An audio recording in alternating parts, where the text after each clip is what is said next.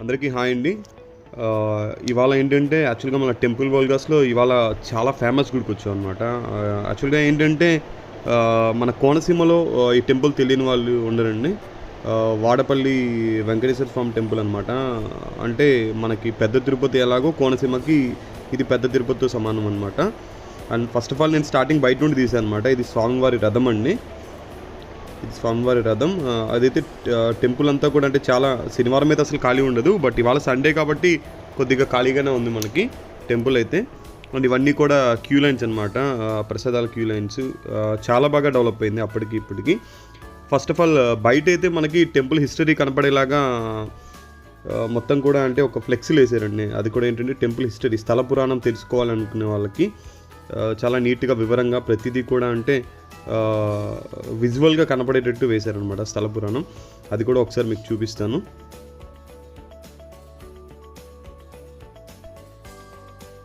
ఇది స్థల పురాణం అండి.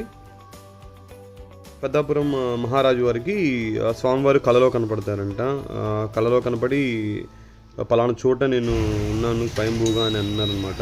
ఆ తర్వాత ఆయన తర్వాత రోజు రాజ్యసభలో దాని గురించి చర్చిస్తారనమాట మంత్రులతోటి. స్వామివారి కళ గురించి అలా మంత్రులతో చర్చిస్తారంట. అలా స్వామివారికి మాన్యం ఇచ్చారనమాట. దేవుడి మాన్యం కింద స్వామివారికి 275 ఎకరాలు ఆలయ పోషణ గురించి సమర్పించారంట రాజావారు. ఇప్పటికీ ఆయన ప్రతిమలు కూడా అంటే ఆయన బొమ్మలు కూడా అలా ఉండిపోయాయండి. 275 ఎకరాల గుడి ఉన్నది. 275 ఎకరాల్లోనా ఆయన డెవలప్మెంట్కి ఇచ్చారనమాట. ఆ తర్వాత ఏమైందంటే పెనుపోతు గజేంద్రుడు అనే వ్యాపారి చాలా ఓడలు ఉన్నాయంట ఆయనకి. ఆయన ఏంటంటే ఒకసారి ఆయన ఓడలు అన్నీ కూడా గాలివానలో చిక్కుకుపోయాయంట సముద్రంలో. అటువంటి టైంలో వాడపల్లి వెంకటేశ్వర స్వామికి మొక్కున్నారంట. నా ఓడలన్నీ క్షేమంగా వస్తే నేను నీకు గుడిని కట్టిస్తానని చెప్పేసి మొక్కున్నారంట. ఆయన మొక్కున్న మొక్కు ప్రకారం నౌకలన్నీ కూడా గాలివాన నుండి క్షేమంగా తిరిగి వచ్చాయన్నమాట. అందువల్ల ఏంటంటే ఆయన వాడపల్లిలో వెంకటేశ్వర స్వామి టెంపుల్ కట్టించారు. అది 1970లో ఆలయ స్వరూపం అలా ఉందన్నమాట. ఇప్పుడు మీరు చూసిన టెంపుల్ కాకుండా 1970లో అలా ఉందన్నమాట టెంపుల్. అండ్ నెక్స్ట్ ఇంకొకటి ముఖ్యంగా చెప్పుకోవాల్సింది ఏంటంటే 7 వారాలు ప్రదక్షిణలు 7 వారాలు వస్తారండి ఈ గుడికి. టెంపుల్ అనమాట 7 వారాల టెంపుల్ అంటారు. 7 శనివారాలు. యాక్చువల్గా మనం ఏదైనా మొక్కు అనుకున్నామంటే 7 శనివారాలు వచ్చి ఆ మొక్కును కానీ తీర్చుకున్నామనంటే మనం అనుకున్న పని డెఫినెట్గా అవుతుందని చెప్పేసి ఇక్కడ చాలామంది చెప్తారండి. చాలామందిని అడిగిన వాళ్ళందరూ కూడా చెప్పారు. నెక్స్ట్ ఇంకొక విషయం ఏంటంటే ఇది స్వామివారిదండి. మన అంతరాలయంలో చూపించలేం కాబట్టి ఇలా స్వామివారిని దర్శనం చేసుకోండి. యాక్చువల్గా ఏంటంటే ఇది 1931లో జరిగిందండి.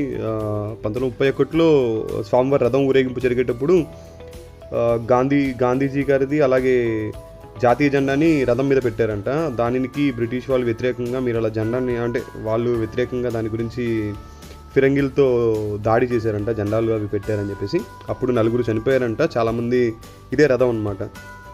చాలామంది వికలాంగులు అయ్యారంట. నెక్స్ట్ ఇప్పుడైతే మనం టెంపుల్లోకి ఎంటర్ అవుతున్నాం అనమాట. వాళ్ళ కోసమని ఆ శిలాఫలకం పెట్టారు. ప్లస్ ఏంటంటే స్వాతంత్ర సమయంలో అది కూడా పార్ట్ అయిపోయింది కదా, స్వామివారు కూడా పార్ట్ అయిపోయారని చెప్పి అలా అనమాట.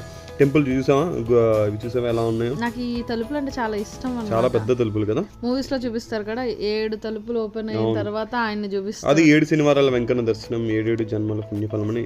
చాలా బాగుందండి టెంపుల్ అయితే. చాలా చాలా బాగుంది.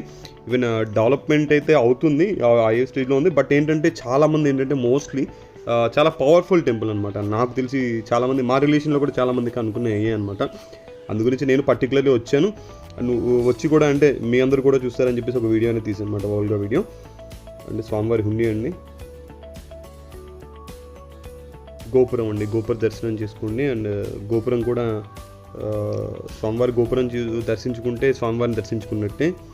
చాలా చాలా బాగుంటుంది గోపుర దర్శనం. అండ్ స్వామివారి అయితే లోపల యాక్చువల్గా ఏంటంటే ఈ గుడి ప్రత్యేకత కూడా చెప్తాను. యాక్చువల్గా ఏంటంటే ఇది నారద మునీశ్వరులకి స్వామివారు వరం ఇచ్చారంట. అంటే నేను పలానా టైంలో కలియుగంలో ఇలా వాడపల్లి గోదావరి తీరాన వెలుస్తాను అని చెప్పేసి ఆయన అన్నారంట. దాని ప్రకారం ఏంటంటే వాడపల్లి గోదావరి తీరంలో ఒక గంధపు చెక్క పెట్టె కనపడిందంటండి.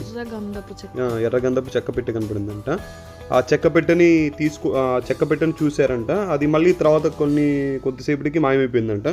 ఆ తర్వాత ఒక వృద్ధ బ్రాహ్మణుడికి స్వామివారు కలలో కనపడి, నేను పలానా చోట ఉన్నాను, మీరు చాలా శుద్ధిగా భక్తి శ్రద్ధలతో వస్తే నేను కనిపిస్తానని చెప్పారంట. అప్పుడు ఊరంతా కూడా ఊరేగింపుగా వెళ్ళి స్వామివారిని వెతికితే అప్పుడు స్వామివారు అనమాట.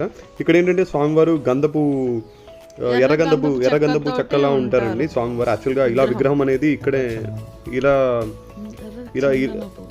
ఇలా విగ్రహం అనేది ఎర్రగంధపు స్వామివారి విగ్రహం అనేది ఇక్కడే నాకు తెలిసి, నేను ఇదే ఉంటున్నాను అనమాట ఫస్ట్ టైం, స్వయంభూ స్వామివారు అనమాట.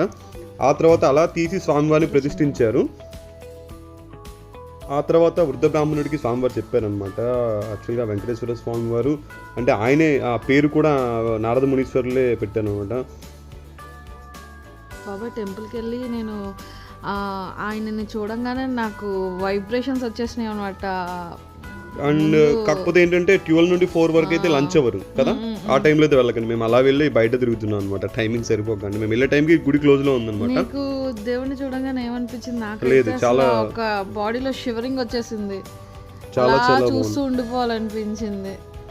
స్వామివారు అయితే అంటే చాలా చాలా బాగుంటుంది. మీకు ఇందాక చూపించాను కదా ఆ ఫ్రేమ్ అందులో అలా ఉంటారనమాట స్వామివారి లోపల. ఇది ఆలయాన్ని నిర్మించినటువంటి ఆయన ఫుడ్ అంటే యాక్చువల్గా ఏంటంటే అప్పట్లో పెయింట్స్ ఉంటాయి కదా, అలా పెయింట్ ఒక పెనుపోతు గ్రహించుడు అంటే మీకు యాక్చువల్గా ఇది నేను బయట చూపించాను కదా, ఈయన ఓడలు అనేవి నదీ తీరంలో తుఫాన్లో ఇరుక్కుపోయినప్పుడు స్వామివారికి మొక్కుని గుడి కట్టించారు అనమాట. ఆ పక్కన పెద్దాపురం రాజావారు అంటే 275 ఎకరాలు దేవుడు మాన్యం కింద ఇచ్చారనమాట. ఆయన కూడా అలా చిరస్థాయిగా టెంపుల్లో ఇలా ఉండిపోయారు అనమాట. ఇంకా వచ్చిన ప్రతి ఒక్కరు కూడా మాట్లాడుకుంటున్నారు ఇప్పటికే, అంటే వాళ్ళు చేసినటువంటి ఒక మంచి కార్యక్రమం అనేది అనమాట. నెక్స్ట్ టెంపుల్లో మనకి తిరుపతిలాగే కళ్యాణం కూడా చేయించుకోవచ్చండి, బయట జరుగుతాయి కళ్యాణం అనేది, స్వామివారికి కళ్యాణాలు. అండ్ నెక్స్ట్ అష్టోత్తర శతనామావళి కూడా చేయించుకోవచ్చు. ఇక్కడ టికెట్స్ కూడా ఇక్కడే ఇస్తారు కౌంటర్లో. అండ్ టెంపుల్ అయితే చాలా చాలా బాగుంటుంది. డెఫినెట్లీ నాకు తెలిసి అయితే ఎవరైనా విజిట్ చేయని వాళ్ళు ఉంటే డెఫినెట్లీ ఒక్కసారి వాడపల్లి రండి. మీరు ఏదనుకున్నా డెఫినెట్లీ అయితే తీరుతుంది, ఎందుకంటే మేము కూడా ఒక కాజ్ మీద వచ్చాం అనమాట. అండ్ నెక్స్ట్ మా వాళ్ళు కూడా చాలామంది దీనివల్ల రిజల్ట్ పొందున్నారు కాబట్టి నేను చెప్తున్నాను. అండ్ ఇంకొక విషయం ఏంటంటే ఆల్రెడీ చూసిన వాళ్ళు అయితే మళ్ళీ ఇంకొకసారి అండి, ఎందుకంటే టెంపుల్ని మళ్ళీ ఒకసారి దర్శించుకోండి. ఎందుకంటే వీడియోలో చూస్తున్నారు కదా, మళ్ళీ మీకు కూడా అనిపిస్తుంది, నాకు కూడా తెలుసు మనసులో. ఓకేనా? అలాగే ఎవరైనా కొత్తగా ఛానల్ చూస్తున్నట్లయితే please subscribe Babu fellows YouTube channel అండి. Thanks for watching our vlog videos.